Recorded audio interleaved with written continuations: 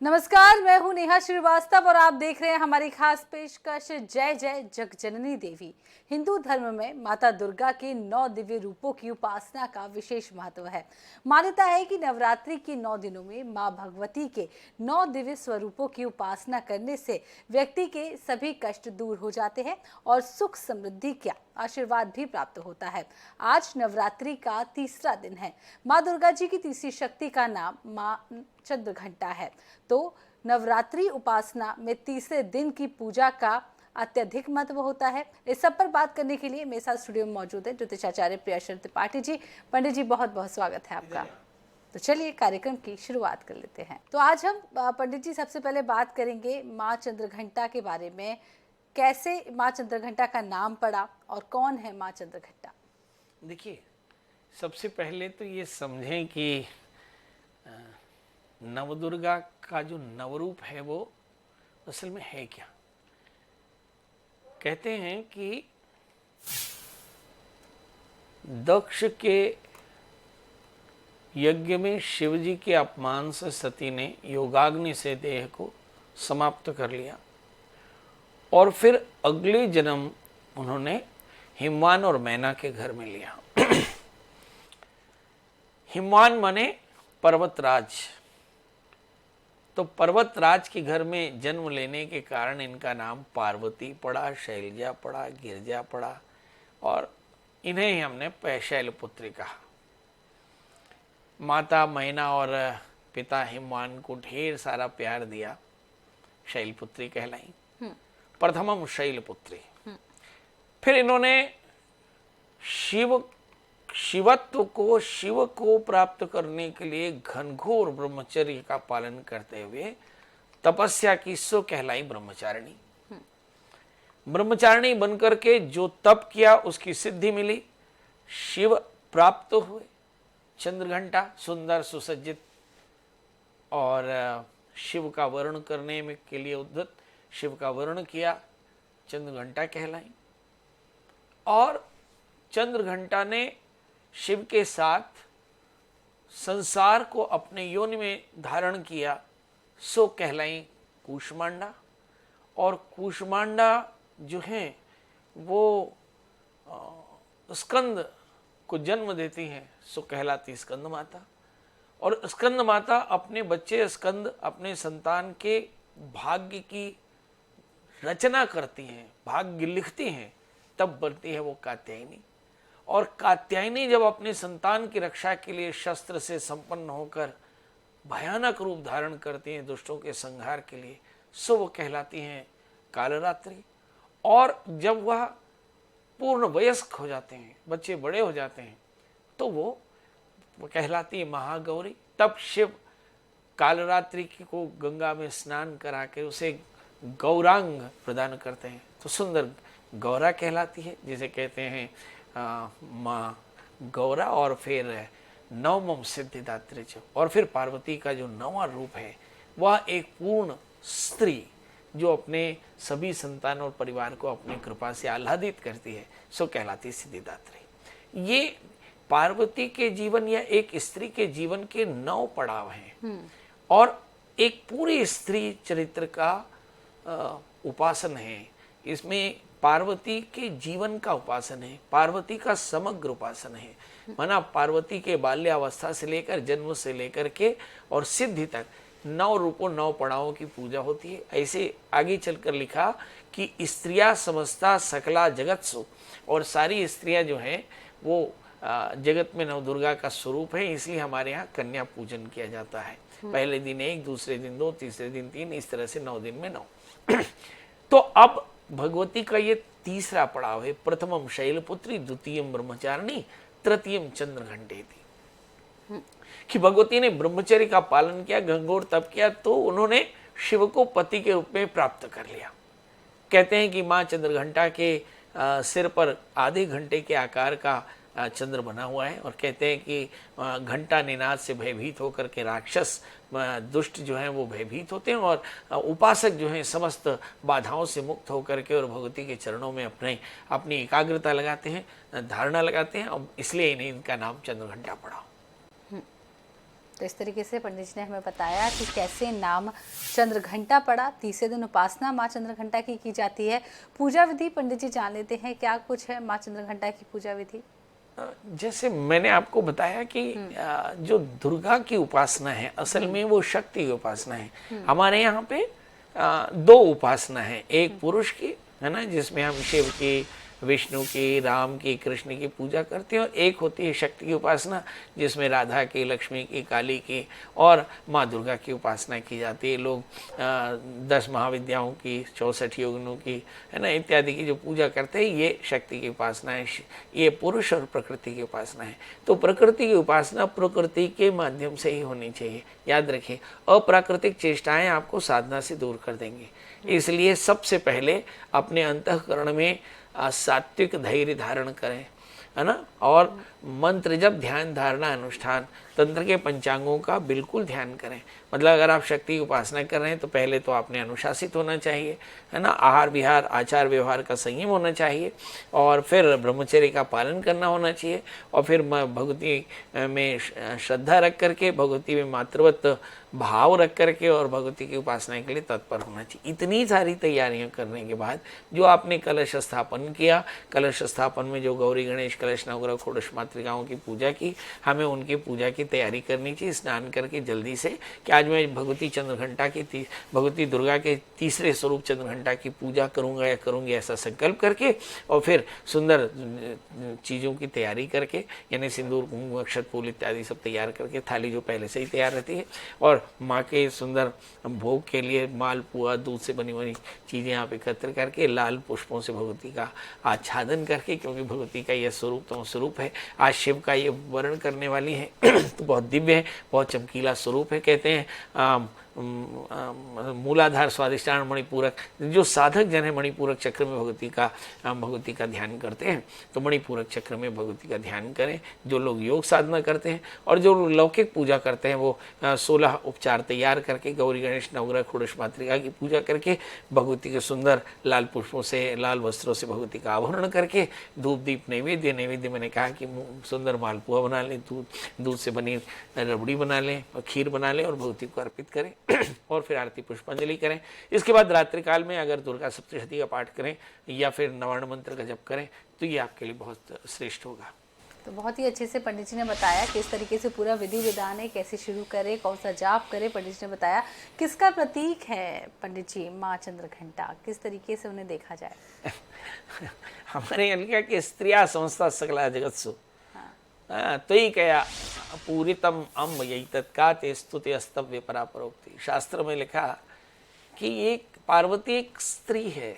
हमारे यहाँ पे लोग बोलते होंगे कि सनातन में स्त्रियों का क्या सम्मान है, तो जो लोग सनातन को नहीं जानते वे एक बार नवदुर्गा या दुर्गा सप्तशती को पढ़ें, और मार्कंडेय पुराण को पढ़ें। वहाँ देखें कि एक स्त्री रूप में हम पार्वती की पूजा या पार्वती के रूप में स्त्री की पूजा करते हैं, और उसके हर एक पड़ाव में हम उसे परम सम्मानित, परम आराध्या मान करके, आदि शक्ति मान करके हम उसकी उपासना करते हैं। तो ये एक स्त्री के स्त्रीत्व, पूर्ण स्त्रीत्व का प्रतीक है कि एक स्त्री जो है अपने पिता के घर में जन्म लेती है बालिका के रूप में, और फिर वो ब्रह्मचर्य का पालन करती है, खाना खिलाना पिलाना सभी प्रकार के विद्याओं से परिपूरित होकर के, और जब वो विवाह के लिए तत्पर होती है और विवाह करती है, शिव का वर्ण करती है, ये भाव एक स्त्री का पार्वती के रूप में या पार्वती में इस भाव के साथ भगवती दुर्गा का ध्यान करना चाहिए।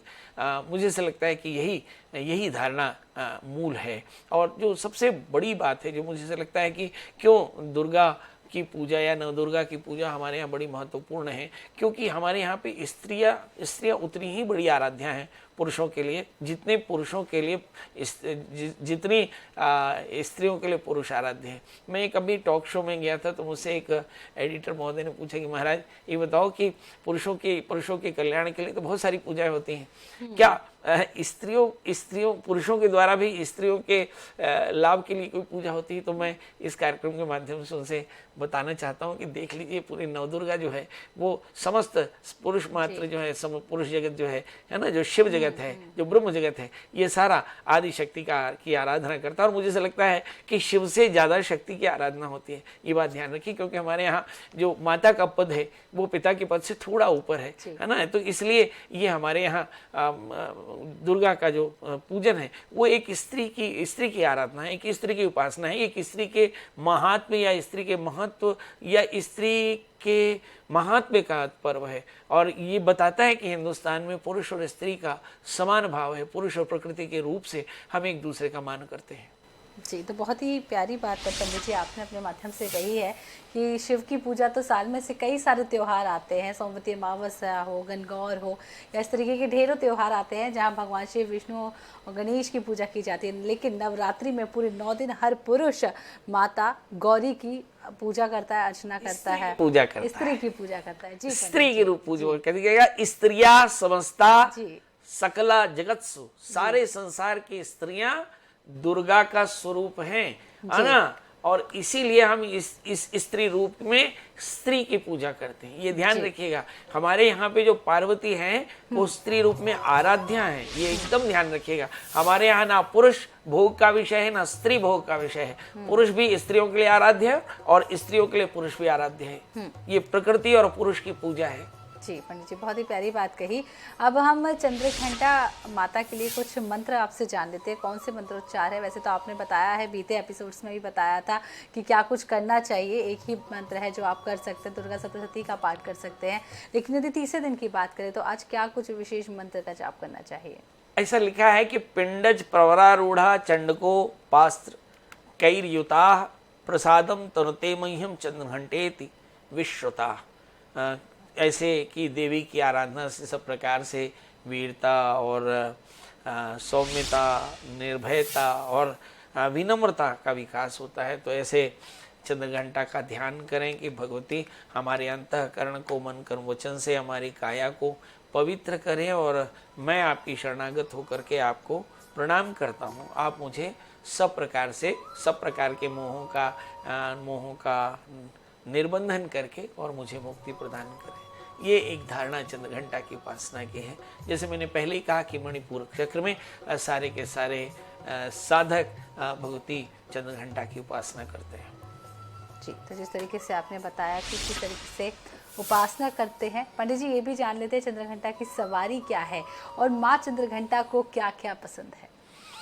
देखिए, हमारे यहाँ चंद्रघंटा की जो सवारी है वो सिंह है और भगवती का जो विग्रह है वो अष्टभुजी माता है।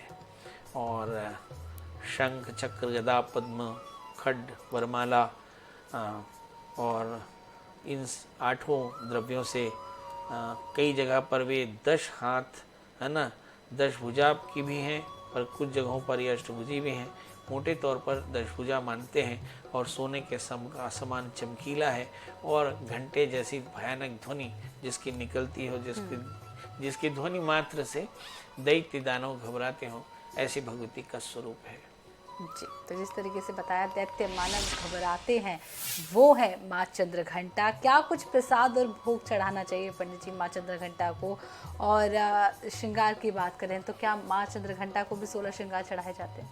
2 प्रश्न आपने अभी, एक प्रश्न पहले किया था और एक अभी किया था। सबका जवाब मैं मेरे गुरुजी से जो मैंने प्रश्न किया था कि जब आप दुर्गा सप्तशती का पाठ करते हैं तो उसमें एक श्लोक है, ज्ञात्वा प्रारब्ध कुर्वीत अकुर्वाणो विनश्यति। बहुत छोटा था मैं और बड़ी श्रद्धा थी कि अगर आप, जो लोग तंत्र साधक हैं वो जानते हैं कि दुर्गा सप्तशती का जो पाठ है इसमें कीलक, कवच, अर्गला, नवार्ण मंत्र, शापोद्धार, शाप विमोचन, ये सारी जो प्रक्रियाएं हैं ये पूरी की पूरी तांत्रिक है। ये हमारे यहाँ का दक्षिण मार्गी तंत्र है, विशुद्ध तंत्र है ये हमारा, जो शक्ति की उपासना है। तो तंत्र के प्रति मेरी बड़ी रुचि थी और भय था। जो लोग कहते थे कि यार दुर्गा जी की पूजा थोड़ी कठिन है, तो हमने अपने गुरु जी से पूछा कि गुरु जी देखो, वैसे तो आपकी दीक्षा ठीक है, शुद्ध, मगर अगर कोई गलती हो जाए तो उन्हें कहा कि या देवी सर्वभूतेषु मातृ रूपेण संस्थिता नमस्तस्यै नमस्तस्यै नमस्तस्यै नमो नमः। जब मातृ रूप में तुम भगवान की, भगवती की आराधना करते हो तो कौन सा शब्द सही हो जिसे माँ सही समझे और कौन सा शब्द गलत होता है जिसे माँ सही नहीं समझती है।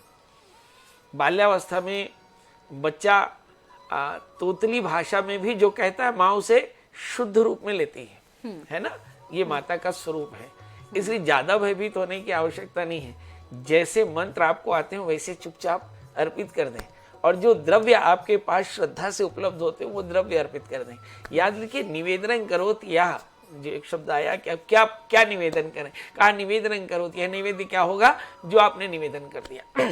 अब माँ को निवेदन करने के लिए जो श्रद्धा से उत्पन्न हो जाए, जो श्रद्धा से अपने हाथों से बना सके, वो भगवती को अर्पित कर दे, भगवती उसी से प्रसन्न है। अब डिपेंड करता है कि धन्ना के घर में बाजरे की रोटी है और धन्ना सेठ के घर में मालपुआ है, तो फर्क ये है कि चाहे आप धन्ना हो चाहे धन्ना सेठ हो, आप जो भी भगवती को अर्पित करें, मालपुआ, हलवा, खीर, पूड़ी, जो भी अर्पित करें भगवती की, भगवती सबको यथावत स्वीकार करती। पर याद रखिए कि पुत्र के रूप में मातृ स्वरूपा माता जगत जननी की पूजा करनी चाहिए। अभी आपने एक शब्द कहा जगत जननी, ये उपाधि और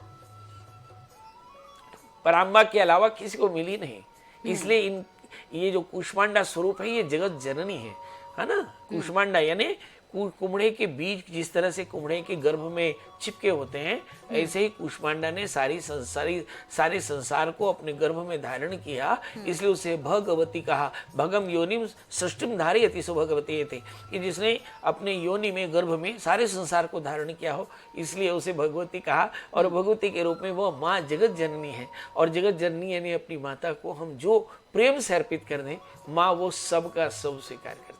जी, तो पंडित जी जिस तरीके से बहुत ही अच्छे से बात बताई आपने, पंडित जी ये भी जान लेते क्या कुछ चढ़ाएं तो आपने बता दिया, पर ऐसी कौन सी गलती है जो नवरात्रि में भूल के भी ना हो, और खासकर के तीसरे दिन की बात करें माँ चंद्रघंटा की, जब हम पूजा करते हैं तो कौन सी गलती नहीं होनी चाहिए? देखिए, मुझे ऐसा लगता है कि गलतियों की खूब संभावना है।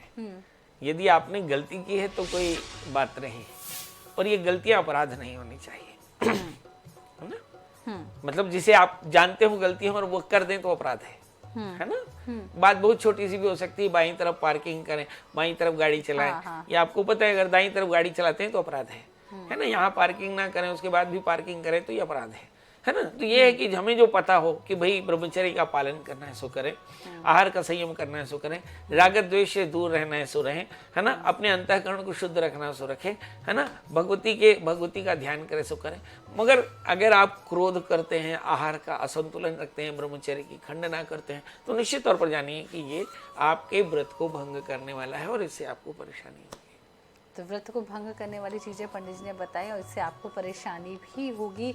माँ चंद्रघंटा की पूजा की बात आज हम पंडित जी कर रहे हैं। तीसरा स्वरूप है, यदि हम एक बच्चे के जीवन से देखा जाए तो कौन सी उम्र में ये महिला वो माता का स्वरूप होगा? हमारे यहाँ कन्या का ब्याह होता था पहले 12 वर्ष के पहले, अच्छा, है ना। हाँ, और फिर कन्या की विदाई होती थी कोई 18 वर्ष के बाद, तो कोई 12 वर्ष से कोई 5-6 वर्ष जो है वो कन्या अपने पिता के घर में रहती थी। हमारे यहाँ विवाह के 3 हिस्से होते थे कि पहले कन्या का ब्याह हो जाए, यानी रजोदर्शन से पहले कन्या का ब्याह हो जाए। जब रजोदर्शन हो, जब 18 वर्ष की वयस्क हो जाए, तो फिर उसका द्विरागमन होता था। द्विरागमन जिसको हम लोग गवना कहते थे। और फिर उसके बाद में त्रिरागमन होता था, जिसे हम गवना के बाद रवन कहते हैं। तो ये रवना होता था, विवाह, गवन और रवन। तो स्त्रियों का जो कन्याओं का जो 12 वर्ष से 18 वर्ष की जो आयु है, ये माँ पराम्बा के चंद्रघंटा के स्वरूप की पूर्ण छवि है। और इसी तरह से इसी उम्र में भगवती चंद्रघंटा का दर्शन करना चाहिए। इस तरह की जो कन्या है जिस भाव में दिखे उस भाव से हम भगवती चंद्रघंटा का ध्यान करना चाहिए। पंडित जी, रंग कौन सा माँ चंद्रघंटा को पसंद है, कौन सा रंग? क्योंकि नवरात्रि में रंग भी बड़े विभाजित किए गए हैं, पहले दिन ये, दूसरे दिन तीसरे दिन। थोड़ा आप एक स्त्री को देखें कि जो एकदम दुल्हन के रूप में सजी है, हाँ, है ना। लाल। हाँ, तो समझ गए आप। हाँ। चमकीला चेहरा होता है, चेहरे में खूब चमक होती है। और गहरा सुर्ख लाल होता है, सारे सोने के आभरण होते हैं और वो शिव को पति के रूप में प्राप्त करने के लिए उद्धत होती है, वरमाला की तरफ चल रही है। ये समझिए चंद्रघंटा का स्वरूप है ना। यही कि एक कल्पना करिए एक स्त्री जो शिव को प्राप्त करने के लिए चल रही है, वह चंद्रघंटा है। तो शिव को प्राप्त करने के लिए जो स्त्री चल रही है वो चंद्रघंटा है। और पंडित जी एक एक करके आपने सभी बताया। और एक बार कन्या पूजन पर और आज चर्चा कर लेते हैं। हमने बीते एपिसोड्स में भी की है। तीसरे दिन यदि हम 3 कन्याओं को खिलाएं जैसे कि आपने बताया था, तो क्या कुछ दान करना चाहिए? मैं आपको जो बताया उससे आप समझिए कि हमारे यहाँ ये कन्या पूजन ही सार है। अच्छा। स्त्रिया समस्ता सकला जगत्सु, जो दुर्गा सप्तशती को ध्यान से पढ़े हों और गुरुमुख से पढ़े हो, तो उन्हें पता है कि जो कन्या पूजन है यही असल में दुर्गा सप्तशती का मूल भाव है जी। कि पहले दिन शैलपुत्री, द्वितीय ब्रह्मचारिणी, तो पहले दिन एक कन्या उसी शैलपुत्री की तरह पूजा की और बच्चों को गुड्डा गुड्डी दिया। द्वितीय ब्रह्मचारिणी है ना, तो दूसरी ब्रह्मचारिणी के रूप में पूजा की और उसी किताब और पेन दिया। तृतीय चंद्रघंटे थी, उसको सौभाग्य की सामग्री दी। इस तरह से हम भगवती के एक एक रूप की पूजा करते हैं और उस रूप के अनुसार उसकी पूजा का द्रव्य चढ़ाते हैं। ये हमारे कन्या पूजन का विधान है। ये हमारे यहाँ एकदम से 9 कन्याएं ढूंढ ढांड के हम ले आते हैं और पूजा करते हैं। ये हमारी लौकिक औपचारिकता है, परंतु यहाँ जो कन्या पूजन है वो बिल्कुल दुर्गा पूजन है और हम एक एक कन्या में एक एक विग्रह का ध्यान करके और उसकी पूजा करते हैं। तो पंडित जी आज हमने माँ चंद्रघंटा के बारे में बात की। बहुत ही अच्छे तरीके से आपने पूरा विधान बताया, नियम बताया, किस तरीके से पूजा करना चाहिए। माता के स्वरूप के बारे में भी हमने जाना आपसे। बहुत बहुत शुक्रिया आपका। धन्यवाद। तो नवरात्रि विशेष कार्यक्रम अभी खत्म नहीं हुआ है। पूरे 9 दिन हम आपको देवी के हर स्वरूप के बारे में विस्तार से बताएंगे। आज इतना ही, कल हम जानेंगे माता के चौथे स्वरूप को। फिलहाल दीजिए इजाजत। नमस्कार।